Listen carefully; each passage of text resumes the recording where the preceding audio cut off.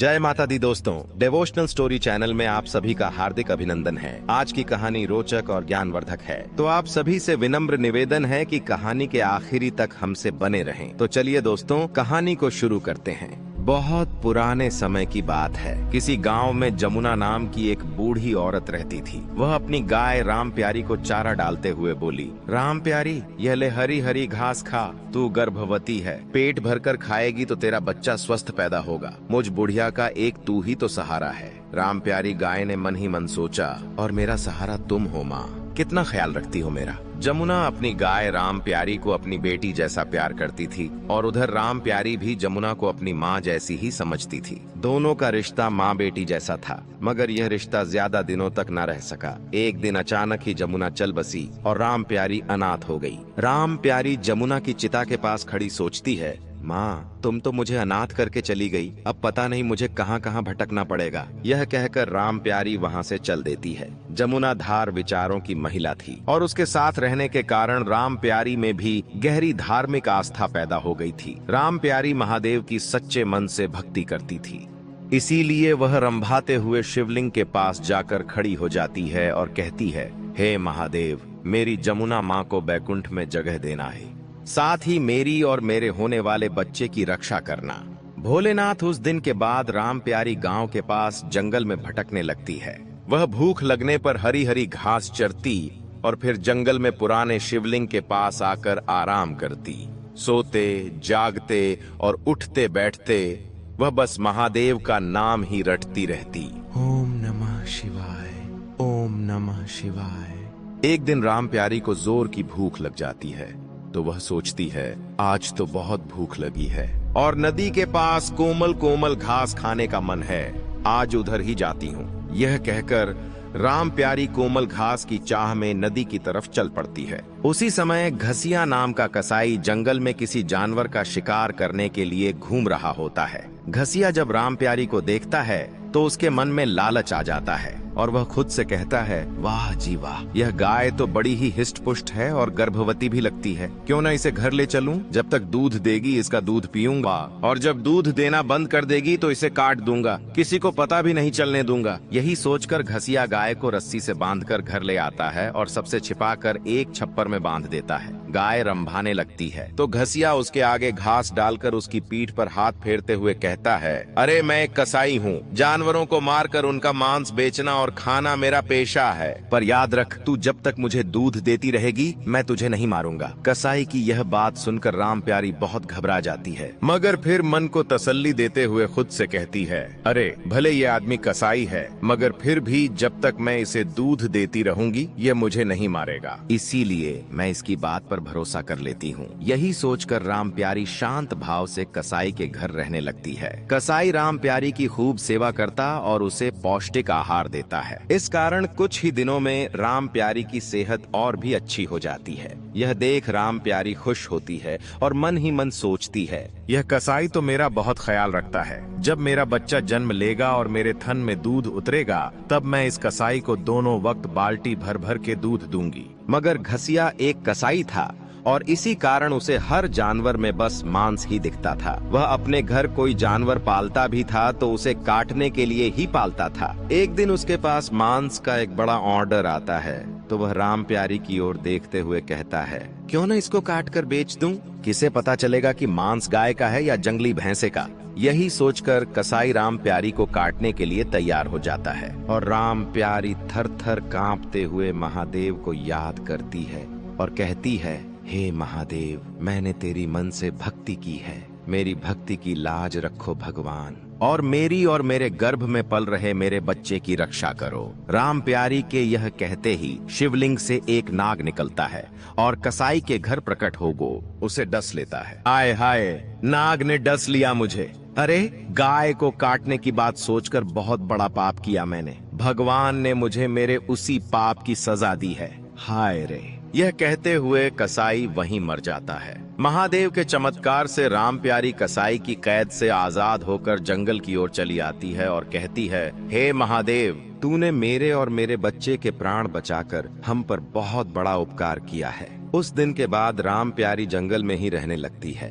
धीरे धीरे बच्चे को जन्म देने का समय निकट आता है तो राम प्यारी का घूमना कम होता जाता है। वह एक पेड़ के नीचे आराम करती और उसी के आसपास चर लेती। वह हर समय अपने होने वाले बच्चे के बारे में सोचती रहती और कहती, मुझे बेटा हो या बेटी, मैं अपने बच्चे को बहुत प्यार दूंगी, अपने बच्चे के साथ खेलूंगी और उसे भी महादेव की भक्ति के लिए प्रेरित करूंगी। एक दिन राम प्यारी घास चरने जाती है तो उसे प्यास सताने लगती है। मुझे तो बहुत प्यास लगी है, पर थक भी तो गई हूँ, फिर नदी पर पानी पीने तो जाना ही पड़ेगा। यही कहकर राम प्यारी नदी पर पानी पीने के लिए चली जाती है। जब वह पानी पी रही होती है तो अचानक ही उस पर एक भूखे बाघ की नजर पड़ जाती है। बाघ कहता है, वाह, आज कई दिनों के बाद कोई बड़ा शिकार मिला है, बहुत भूखा हूँ, अब तो इसे खाकर ही पानी पीऊंगा। यह कहकर बाघ राम प्यारी पर पीछे से झपट कर पड़ता है और उसकी टांग को अपने जबड़ों से जकड़ लेता है। खून बहने लगता है और राम प्यारी दर्द से कराह उठती है और कहती है,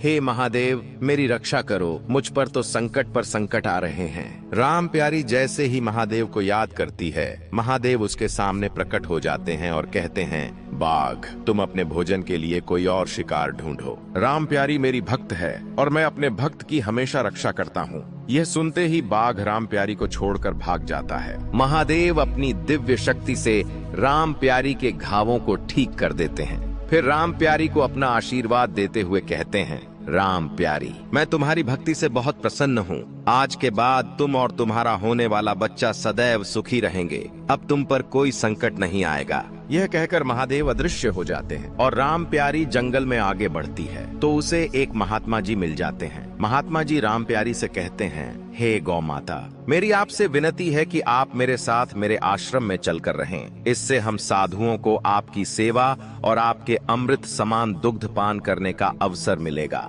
राम प्यारी महात्मा जी की बात मान लेती है और खुशी खुशी महात्मा जी के आश्रम में रहने लगती है। कुछ दिन बाद वह बहुत ही सुंदर बछड़े को जन्म देती है और इसी खुशी में आश्रम में उत्सव मनाया जाता है। इस पर राम प्यारी खुश होकर महादेव का धन्यवाद करते हुए कहती है, हे महादेव, तेरी कृपा से मुझे संत महात्माओं का साथ मिल गया। यहाँ मैं और मेरा बच्चा बहुत खुश रहेंगे। उस दिन के बाद राम प्यारी और उसके बच्चे पर कोई संकट नहीं आता। वे दोनों संतों के सानिध्य में सदैव ईश्वर भक्ति में लीन रहते हैं। रमेश अपनी गाय नंद किशोरी का पूरा ख्याल रखता था। रमेश की छोटी बहन रमला और रमेश नंद किशोरी को गौ माता कहकर बुलाते थे और खुद की माँ के समान आदर भी करते थे। जैसे ही सुबह की बेला होती, नंद किशोरी जोर जोर से रंभाने लगती। सुबह सुबह नंद किशोरी के रंभाने की आवाज सुनकर रमेश जागता है और कहता है, लो, लगी रंभाने सुबह सुबह? अरे, इसे मुझसे पहले मंदिर जाने की पड़ जाती है। नंद किशोरी के रंभाने के साथ ही रमेश जग जाता। फिर नंद किशोरी को नहला और खुद भी नहाता। नहा धोकर मंदिर जाता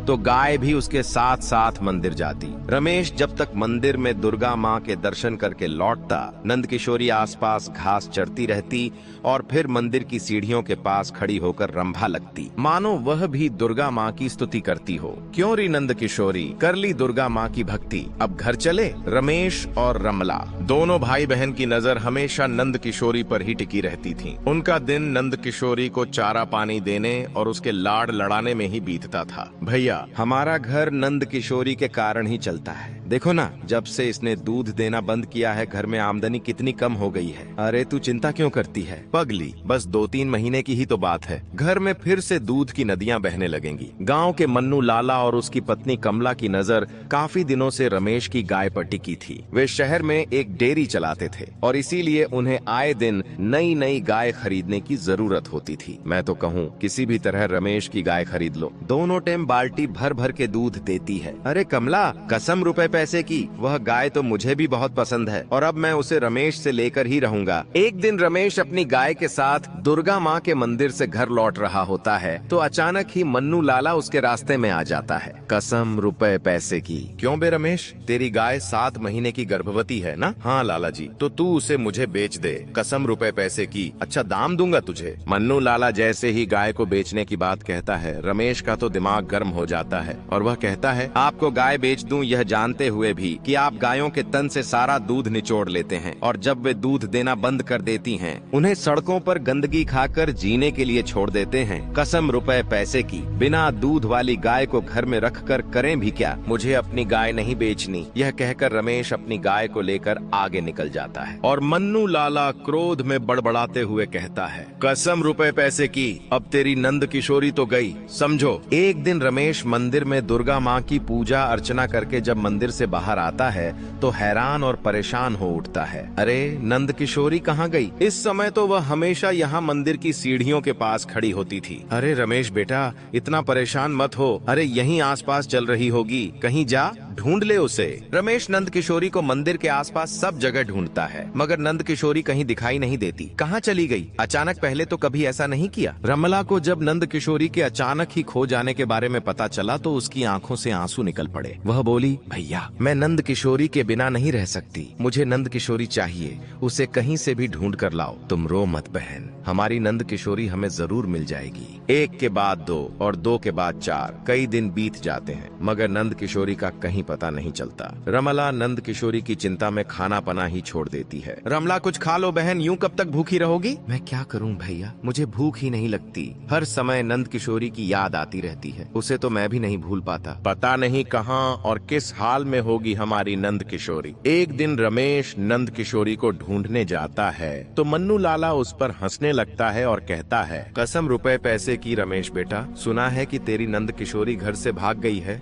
नंद किशोरी के बारे में ऐसा मत बोलो लाला, मैंने उसे अपनी माँ का दर्जा दिया है। माँ का दर्जा? पर उसने तो तुझे बेटे का दर्जा नहीं दिया ना, अगर देती तो क्या ऐसे भागती भला? नंद किशोरी घर से क्या गई, घर सोना ही हो गया। रमला का हाल बेहाल हो रहा था और रमेश का मन भी नंद किशोरी के बिना हमेशा उचाट रहता था। अब बेटा रमेश, ऐसे परेशान होने से क्या हासिल होगा? अगर नंद किशोरी कहीं भी नहीं मिल रही तो पुलिस थाने में रपट लिखवा दे, हो सकता है पुलिस उसे ढूंढ दे। अब तो बस माँ दुर्गा का ही भरोसा है। पुजारी चाचा, पुलिस गाय ढूंढे ना ढूंढे पर दुर्गा माँ उसे अवश्य ढूंढ लाएगी। अगर तुझे दुर्गा मैया पर इतना ही विश्वास है बेटा तो देखना, माँ तेरा भरोसा कभी टूटने नहीं देगी और उसे अपनी दिव्य शक्ति देती है। माँ से शक्ति मिलते ही नंद किशोरी लोहे की जंजीरों को तोड़कर खुद को आजाद कर लेती है। कमला हैरानी से चिल्लाई, अरे यह क्या, गाय तो भाग रही है, उसे पकड़ो। जी, जाएगी तो तभी ना जब मैं इसे जाने दूंगा। यह कहकर मन्नू लाला और उसकी पत्नी नंद किशोरी को वापस घेरने के लिए उसकी तरफ दौड़ते हैं, मगर नंद किशोरी उन्हें अपने सींग पर उठाकर पटकने लगती है। हाय, मर गई, मेरी तो कमर ही टूट गई जी।